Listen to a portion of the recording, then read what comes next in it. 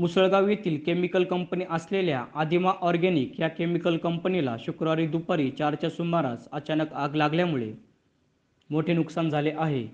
ही आग लागल्यानंतर अग्निशामक बंब दाखल झाले असून आग विझवण्यासाठी शर्थीचे प्रयत्न करण्यात येत आहे. ही आग दुपारी 4च्या सुमारास लागली. या आगीमुळे आकाशात आगीचे लोळ सर्व दूर दिसत असल्याने नागरिकांमध्ये एकच घबराट पसरली होती. आगीचे नेमके कारण अद्याप स्पष्ट झालेले नाही. स्फोटाचे आवाजही येत असल्याचे परिसरातील नागरिकांनी सांगितले.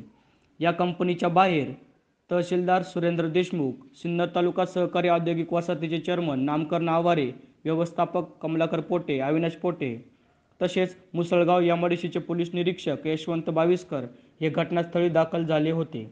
या कंपनीत 50 ते 60 कामगार असून ते बाहेर सुखरूप आल्याचे स्थानिकांनी सांगितले. ही आग लागल्यानंतर सिन्नर तालुका औद्योगिक वसाहतीचे सर्व कर्मचारी तसेच सिन्नर नगर परिषदेचे अग्निशामक, नाशिक येथील अग्निशामक बंब व माळेगाव येथील अग्निशामक बंब